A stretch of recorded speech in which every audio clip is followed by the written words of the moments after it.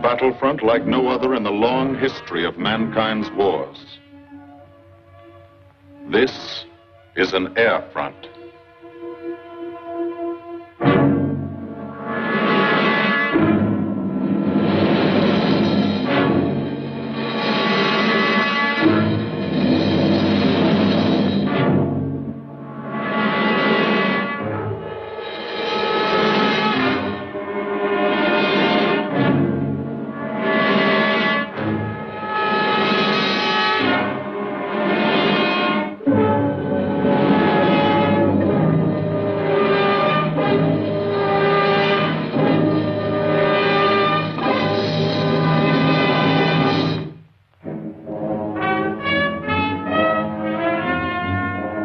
The working day begins, as it will end, with the ground crews, as much a part of the fortress as her wings. If you're a mechanic, you've got your own bomber. You get attached to it. But you know when your ship goes out on a mission, you may never see it again. So you do your work as well as it can be done, perfectly, because you wouldn't want anything to go wrong that would be your fault.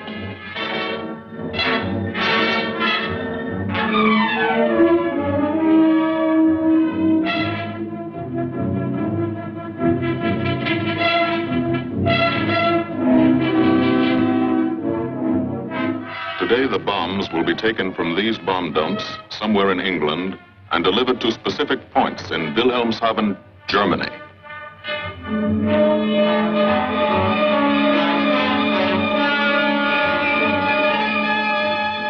To deliver them is the job of the 8th Bomber Command, just a hauling job, yet one of the most difficult and complicated of military operations.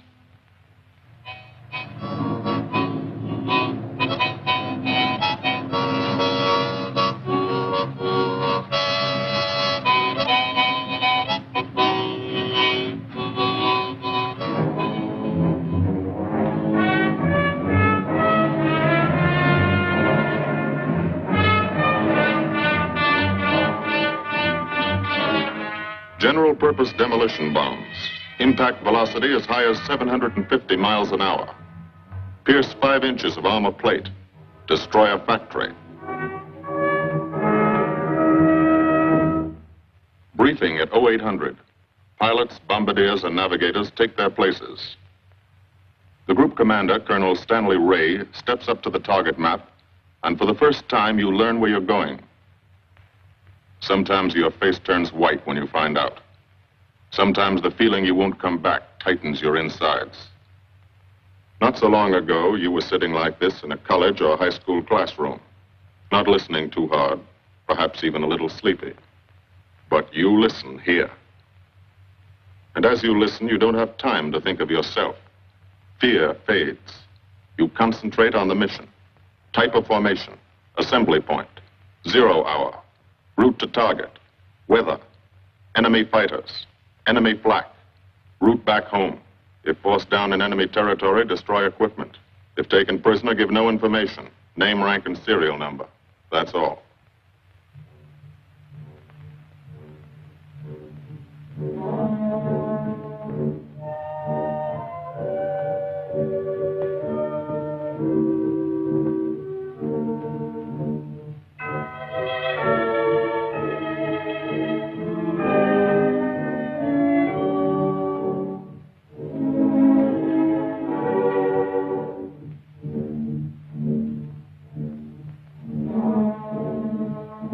These are the passengers with one-way tickets.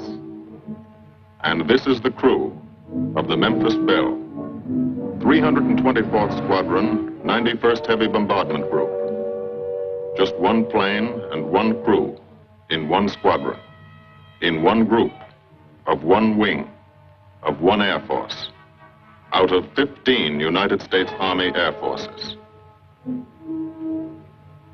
Well, fellas, we've never had an easy ride over there yet. And today won't be any different. No escort except unfriendly. So keep your eyes peeled. Don't get excited and yell when you're talking on the intercom. Save your ammunition and make your shots count. And let me know what goes on back there, Quinlan. Yes, sir. Stay on the ball, gang, and she'll bring us back like she's always done. Okay? Let's go.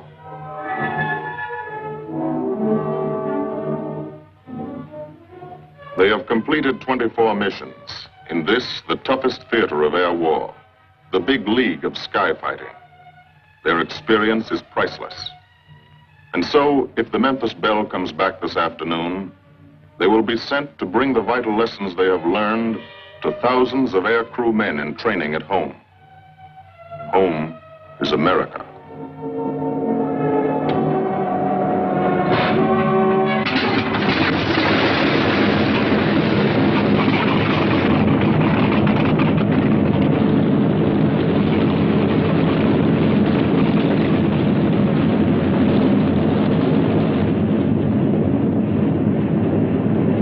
This is a battlefront, like no other in this or any war. No monster armies, no booming cannon. Only the roaring engine sound of the bombers pounding through the quiet English countryside. This is an air front.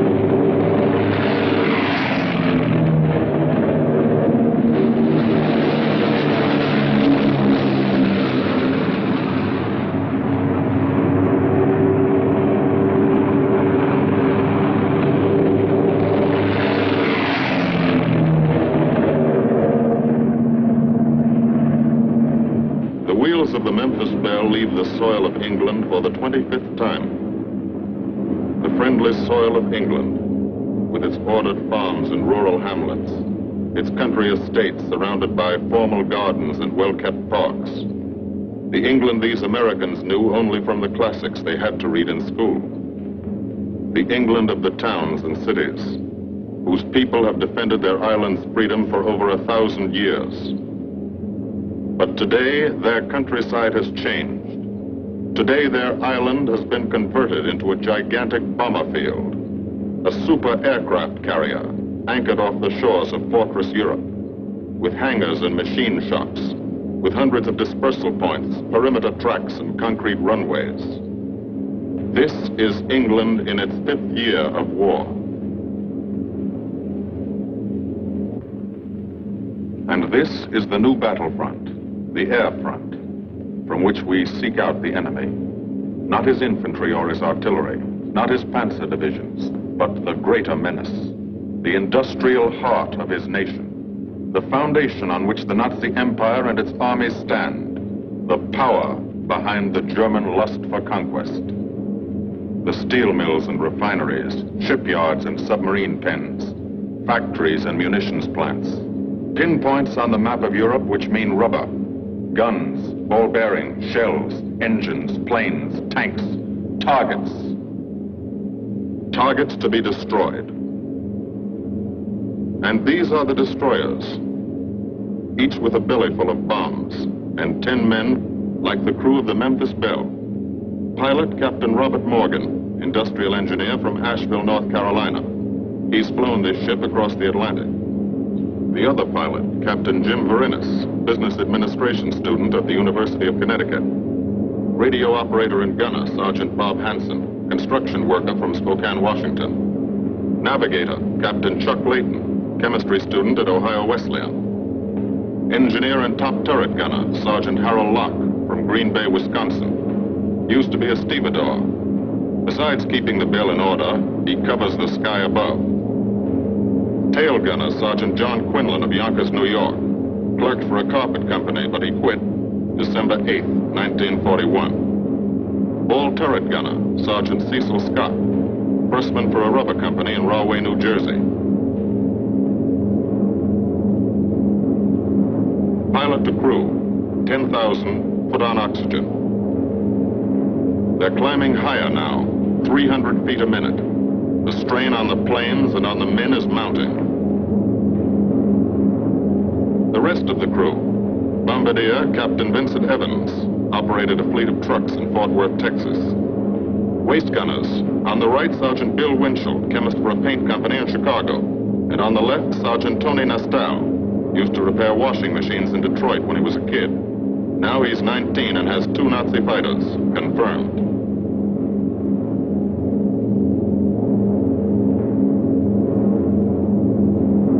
It takes all of a pilot's strength to keep a 30-ton fortress in tight formation. But the formation is the bomber's best defense against enemy fighters. The planes are deployed to uncover every gun, stepped up and down, echelon to the right and left, arranged to overcome the danger of gunners firing into friendly ships, arranged so concentrated cones of fire from the caliber 50 machine guns cover the sky for 1,000 yards in every direction.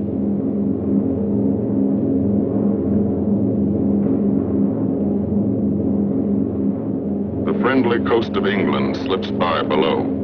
It doesn't look like much now, but in a few hours when you come back, if you come back, this will be the most beautiful view in the world.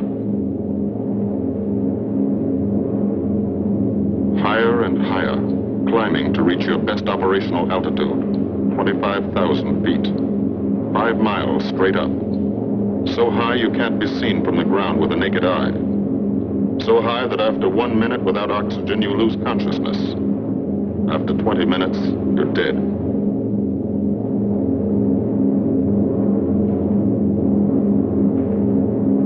From now to the target, you go about your routine duties, plot your course, check your equipment, and wait, and think.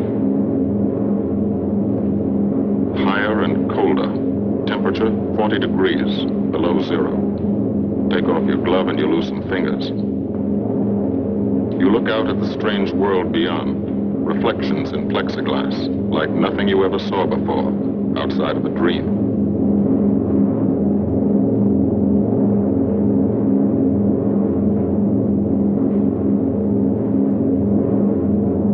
Higher and higher into the lifeless stratosphere, until the exhaust of the engines mixing with the cold, thin air condenses and streams the heavens with vapor trails.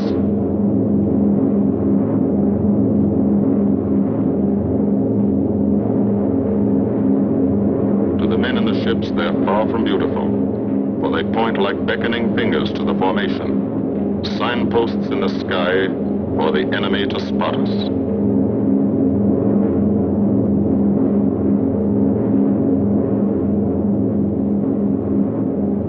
For these bombers to accomplish their mission, a plan is needed. Carefully worked out, timed to the minute. The job is to bomb Wilhelmshaven effectively and economically. The enemy is strong, skillful, determined to stop us. Here are his defenses. Airdromes, well dispersed. Each plane indicates a staffel or squadron of fighters. Heavy anti-aircraft, highly trained and accurate, all along the coast and defending his vital installations. Radar to warn him of our coming. Here is our plan to divide his defenses and weaken his opposition. At 13:30 hours, shortly after takeoff, 6 groups of planes will be heading toward the enemy coast from 6 directions. The Blue Force, 100 B-24 Liberator 4-engine bombers. The White Force, 300 B-17 Flying Fortresses. The Green Force, 300 B-17s with an escort of 6 squadrons of P-47 Thunderbolts. A force of B-26 Marauders, twin-engine medium bombers with 6 squadrons of RAF Spitfires escorting. Almost 1,000 planes and over 8,000 men in the air. The enemy alerts all his aerodromes. But which is our main force? What are our targets? Where should the Nazi controllers send their fighters? It's our job to make them guess and guess wrong. A half hour later, at 1400 hours, the Blue Force will be heading east across the North Sea with the White Force following. These enemy fighters are tied down, waiting to meet them, and will not be able to attack the Green Force. These fighters must come up to attack the Green Force, and thus will be no threat to the Blue and White Forces. The B-26s and Spitfires will bomb and strafe a key rail junction, diverting these 6 Staffeln and preventing the enemy from concentrating too many fighters on the Green Force, which is scheduled to bomb an aircraft factory at Hanover. At 14:30 hours, the Blue Force will threaten this entire coastal area of northwestern Germany. Which target will it be? Flensburg? The Kiel Canal? Or will it turn suddenly and bomb Hamburg, Vegasack, or Emden? Actually, it carries no bombs at all. It's a decoy and keeps the fighters from the northern area busy while the White Force, the main effort, heads for the submarine pens of Wilhelmshaven.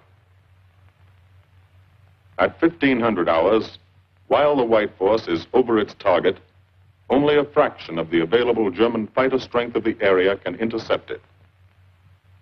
Because of the Blue Force diversion and the simultaneous bombing of Hanover by the Green Force. This is the plan of battle for today, drawn up by the Combined Operations Planning Committee and approved by the Commanding General. The White Force, lead group, low squadron.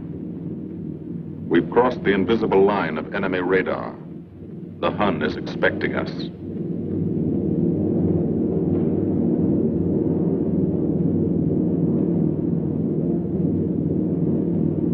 Steel helmets go on. Watchful eyes strain. Tight formations are held tighter still. Tense gunners more alert because here it comes. The enemy coast. From up here, it looks the same as any other. Houses, roads, green fields, factories, waterways. But they are the houses and fields of those who invade and oppress. They are the factories and roads of the people who twice in one generation have flooded the world with suffering. Suffering in such quantity as the history of the human race has never known. Brought torment and anguish into countless American homes. Gold stars and telegrams from the War Department.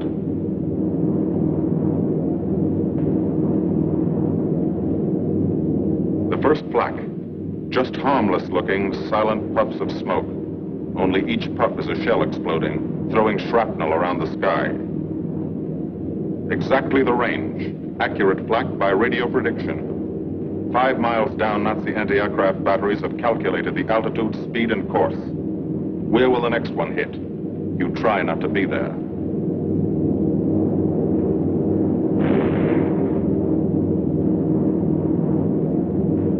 The docks and submarine pens of Wilhelmshaven. Approach to the target starts. No smoke screen can protect it.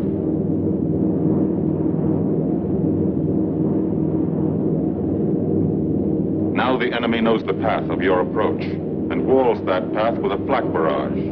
But you fly right through it. Flak so thick you can get out and walk on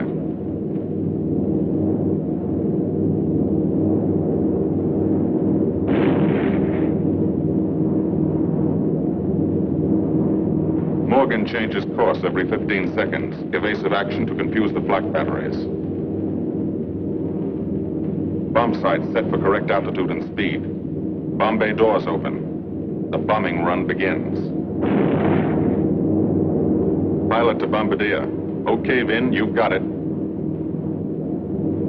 Now Evans flies the Memphis Belle, controlling it through the bomb sight. And now we are most vulnerable. Committed to our bombing run, we can't dodge flak or fighters. Here's the first.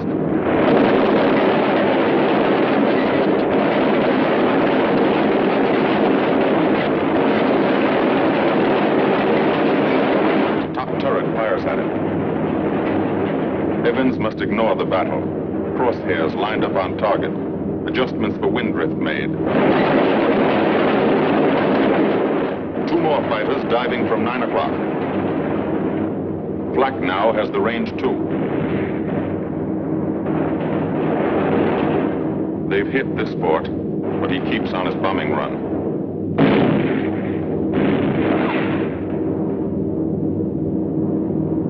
As lead bombardier, Evans's aim must be good. Every other ship in the group will drop its bombs when he drops his. Now, one pointer on the bomb sight moves toward another stationary pointer. The instant they touch, bombs will release.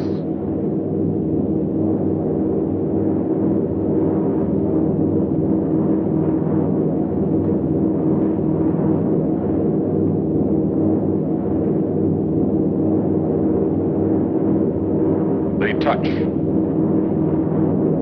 Bombs away.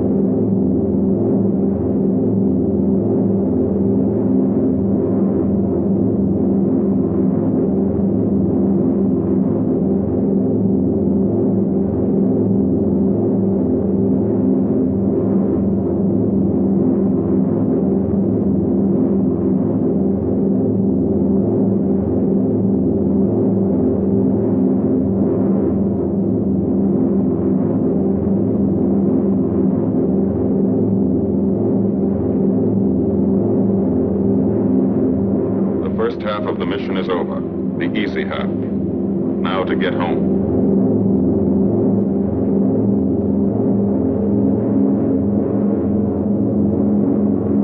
The flak stops.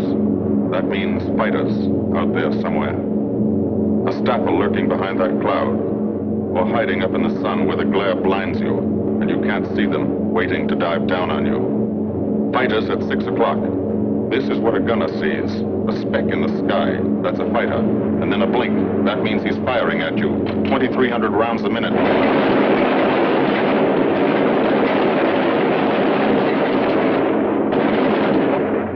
In a running battle, one of the most important instruments is the interphone.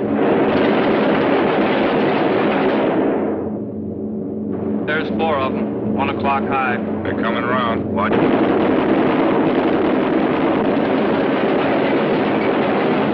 Fighters 6 o'clock up, coming in, diving out, Chief. B-17 in trouble out at 2 o'clock, watching. Got an engine on fire.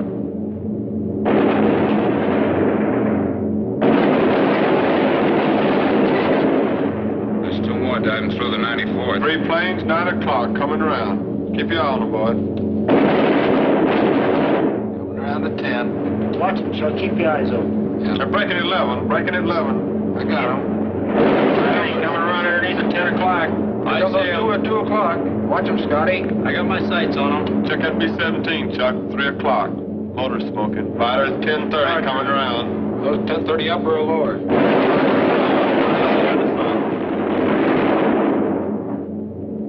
B-17 out of control at 3 o'clock.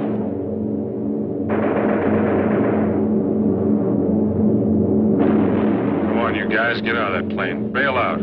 There's one. He come out of the bomb bay. Yeah, I see him. There's a tail gunner coming out. Watch out for fighters. Keep your eye on them, Bill. See any parachutes, Quinlan? 2 parachutes. So black at 9 o'clock. 8 men still in that B-17. Come on, the rest of you guys. Get out of there. Come on, Bill. So far, there's 3 more shoots. Flak, 11 o'clock. Fighters, 6 o'clock. ME-109 at 3 o'clock. Keep after him, Mitchell. I see him. I'm on him. Come on, you son of a bitch.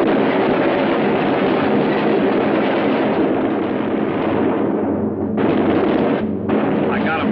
Quinlan, confirm that fighter. He got him, Chief. Look, he's bailing out. Damn it, don't yell on that intercom. Fighters, 10 o'clock. Watch those 2 and 12, Ben. They're coming in. They're coming in, Scotty. Get that ball turret on him. Save the ammunition as much as possible.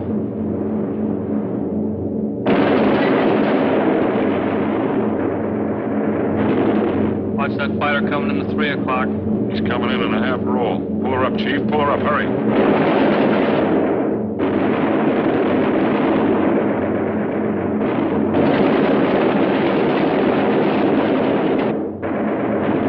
This fortress is hurt.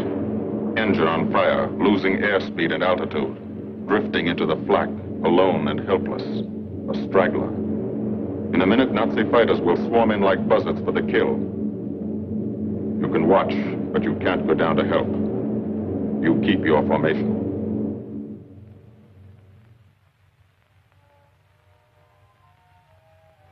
Here, too, the mission is being flown. None the less real for being in the minds and hearts of these men behind. Ask anybody who's been to a field in England or anywhere else our bombers are based, and he'll tell you that there's drama here, too. Waiting to see who's coming back. To watch them, you might not realize how tense these ground crews are. But they are tense, and plenty worried. In Air Force talk, this waiting is known as sweating out the mission. These men know the flight plan.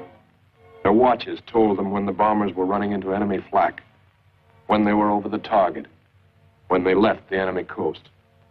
And now their watches tell them the bombers should be nearing the field. Every ear strains for the first sound of the engines. And then somebody hears them. And somebody sees the first faint specks in the distant sky.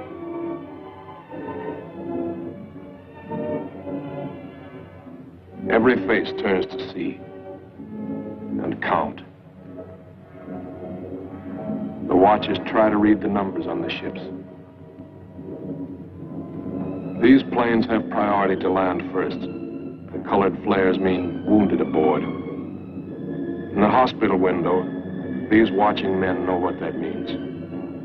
They know what it feels like to lie on a bouncing fortress floor for hundreds of miles through the frozen stratosphere in great pain, with the other men in your crew fighting to keep you alive until they hit the field. The field. Home. It'll be okay then. Because there'll be medical care. The best. As soon as the wheels of your plane stop rolling.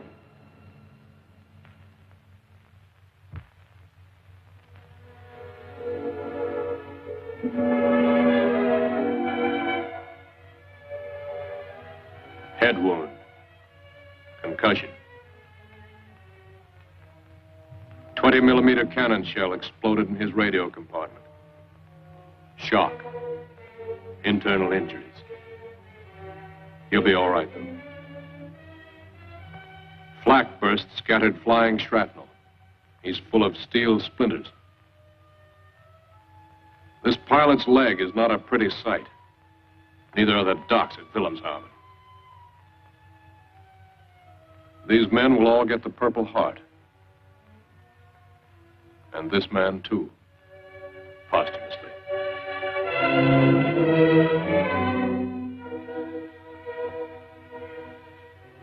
A transfusion right in the plane. This gunner's too weak to be moved. The new life-giving blood flowing into his veins might be the blood of a high school girl in Des Moines, a miner in Alabama, a movie star in Hollywood, or it might be your blood. Whoever it is. Thanks. 36 planes left this field this morning. Now 6 more arrive. That makes 20 home. And this one's 21. More wounded aboard.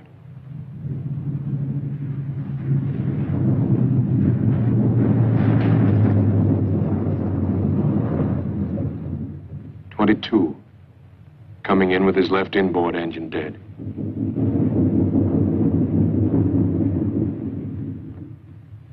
"23, with a feathered prop on his left outboard engine. 24, Southern Comfort, with a chunk of tail gone. 25, they flew home on their luck.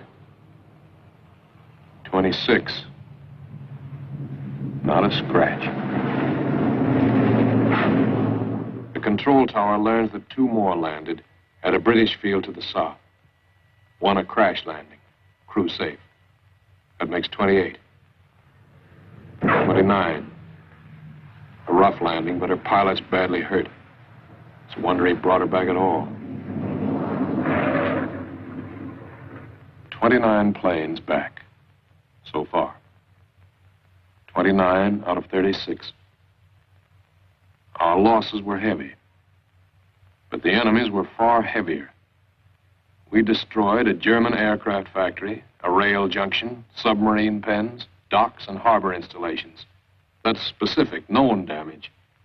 But who can tell the number of German torpedoes that will not be fired, the number of our convoys that will get through now, the soldiers' and seamen's lives that will be saved, or the battles that will be won instead of lost because of what these bombers and airmen did today.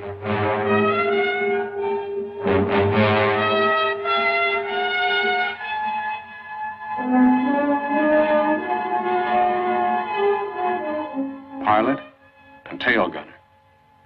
They can laugh now. Fire on the inboard engine did this. Flames streaked back and burned the stabilizer, too. Another crew luck brought back.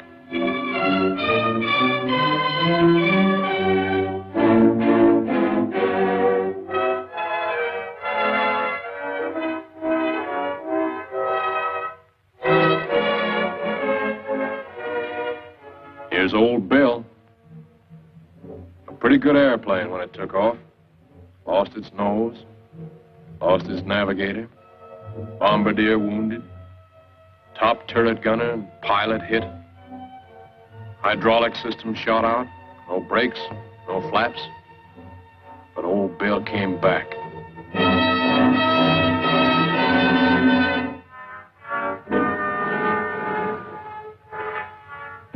Now, among the returned crew members, talk flows like a river, talking out every detail of the mission.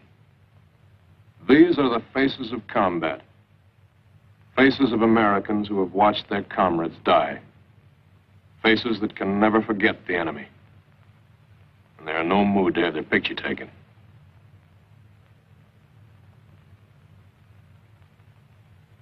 In the control tower, Colonel Ray, the group CO, is still watching and waiting.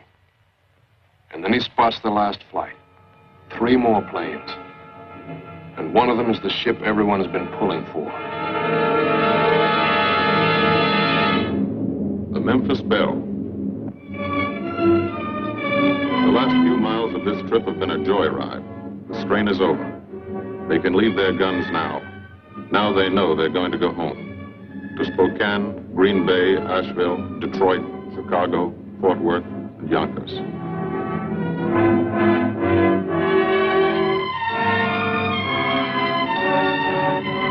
The Belle comes in for her landing. But first Morgan buzzes the field, cuts the grass with the giant fortress. It's against the rules, but this is a special occasion.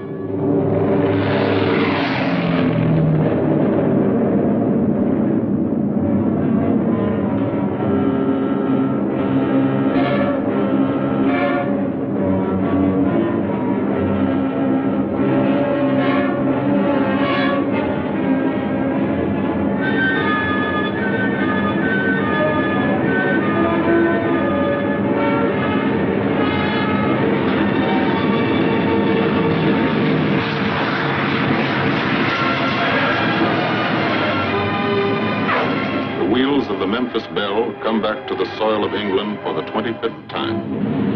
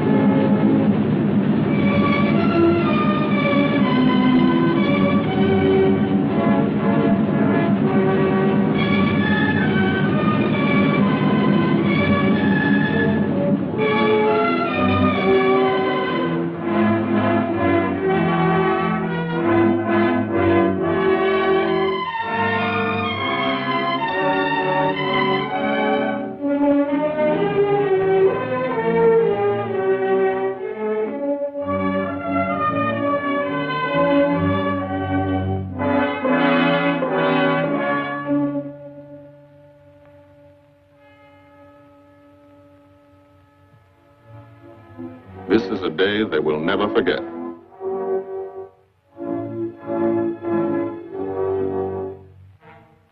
Another great day soon after, Brigadier General Hansel visited the field and presented the Distinguished Flying Cross to every member of the crew.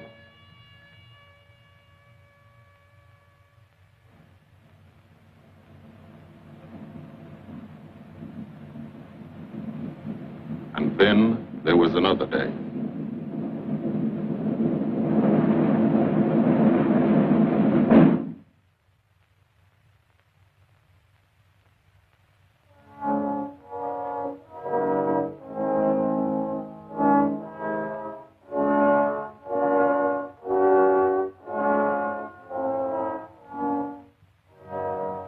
Their Majesties, the King and Queen of England.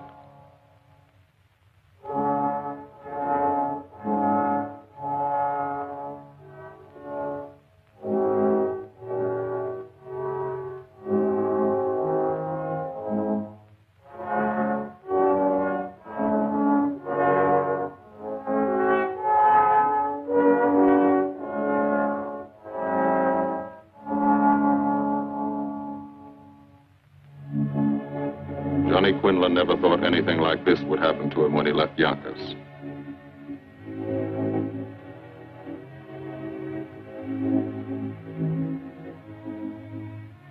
The ground crew were a little self-conscious about being dressed in fatigues, but the Queen thought they were very nice.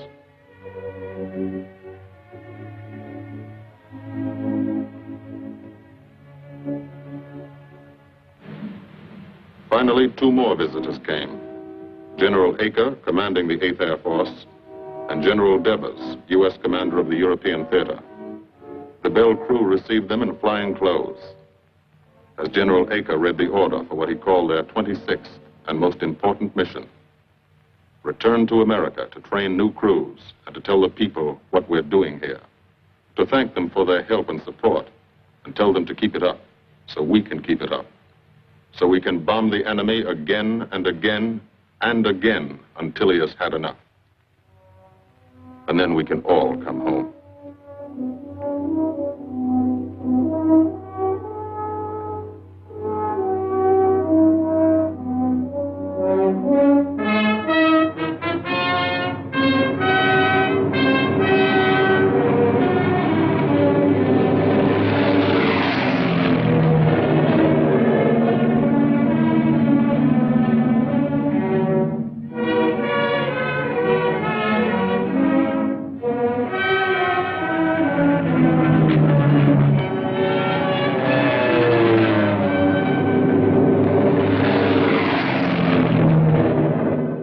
Of the 8th Air Force, who are now flying deep into Germany, bringing destruction to targets almost 1,000 miles from their bases. Destruction like this. And who have never once been turned back by the enemy.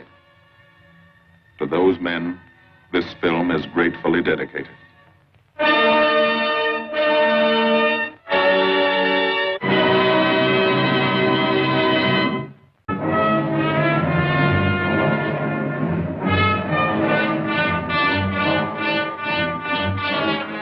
General-purpose demolition bombs. Impact velocity as high as 750 miles an hour. Pierce 5 inches of armor plate. Destroy a factory.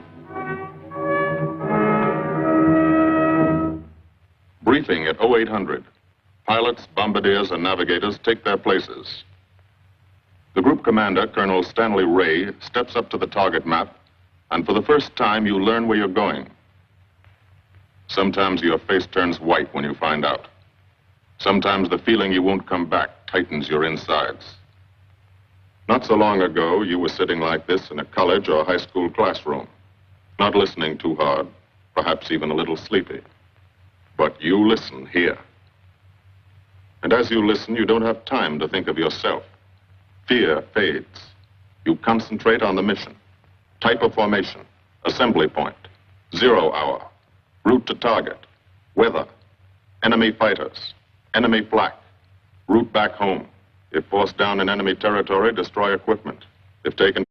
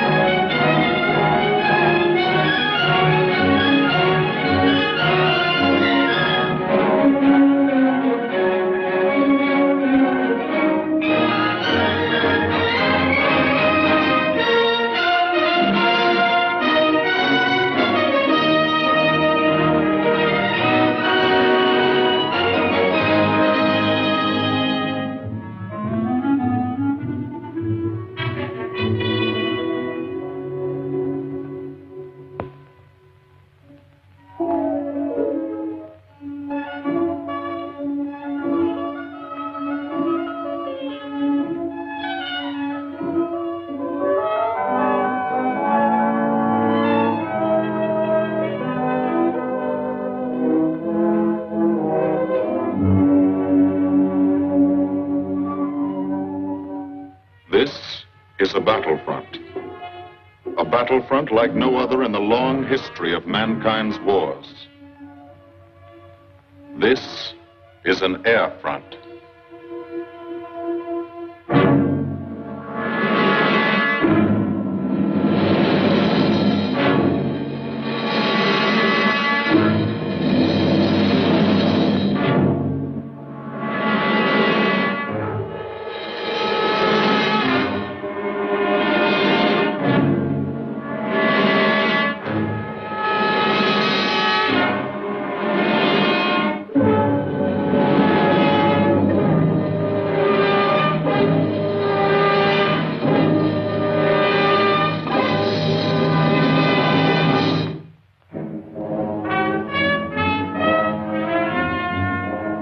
The working day begins, as it will end, with the ground crews, as much a part of the fortress as her wings. If you're a mechanic, you've got your own bomber. You get attached to it. But you know when your ship goes out on a mission, you may never see it again. So you do your work as well as it can be done, perfectly. Because you wouldn't want anything to go wrong that would be your fault.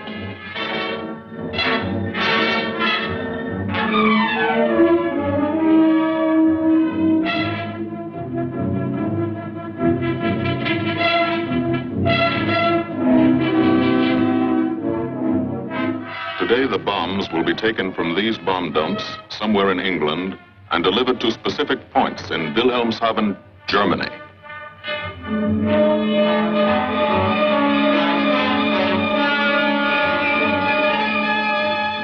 To deliver them is the job of the 8th Bomber Command, just a hauling job, yet one of the most difficult and complicated of military operations.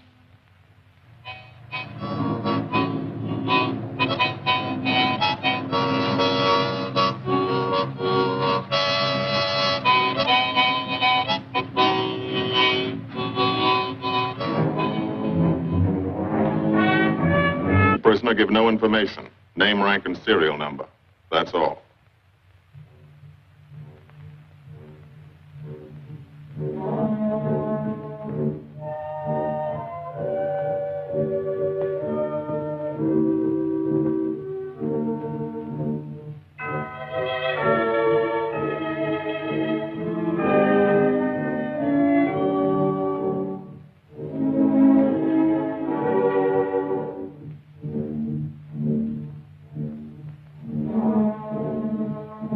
These are the passengers with one-way tickets.